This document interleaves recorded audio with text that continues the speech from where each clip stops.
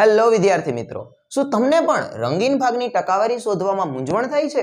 તો હવે જરા પણ મૂંઝાવાની જરૂર નથી, કારણ કે આપણી પાસે સૌથી સહેલી રીત આવી ગઈ છે. તો અહીંયા નજીક આવો, ચાલો ફટાફટ આવો, શીખવાડું. સૌથી પહેલું સ્ટેપ તમારે શું કરવાનું છે તો કે આ બોક્સ છે એને પહેલા તો તમારે અપૂર્ણાંકમાં ફેરવી નાખવાનું. અપૂર્ણાંકમાં ફેરવ્યા બાદ જો પહેલા શું કરવું? અપૂર્ણાંકમાં ફેરવવું. બીજું સ્ટેપ, આ અપૂર્ણાંક જે તમે ફેરવું છે એને કેમાં ફેરવી નાખવાનું? તો કે એને ફેરવવું ટકાવારીમાં. ટકાવારીમાં કેવી રીતના ફેરવશો? તો ચાલો એની રીત પણ આપણે જોઈએ. તો સૌથી પહેલા જો આને અપૂર્ણાંકમાં ફેરવીએ. કેમ ફેરવવું?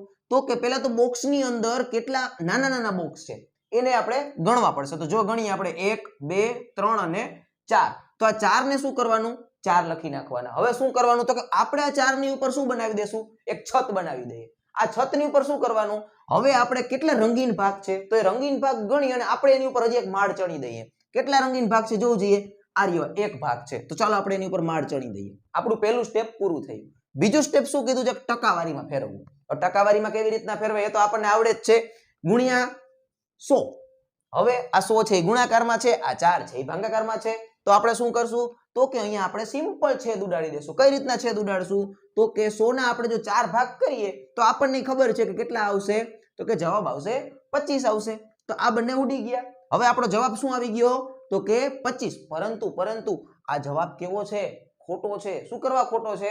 અહીંયા આવો, કહું શું કામ ખોટો છે. નજીક આવો ફટાફટ. અહીંયા આપણે ટકાવારીની નિશાની કરેલી નથી. આ ટકાવારીની જ્યાં સુધી નિશાની નહીં થાય ત્યાં સુધી આપણો જવાબ કેવો પડશે? ખોટો પડશે. તો ચાલો આવી જ એક ઉદાહરણ હું તમને એક હોમવર્કમાં આપું છું, જે તમારે મને આનો જવાબ કોમેન્ટમાં જણાવવાનો છે.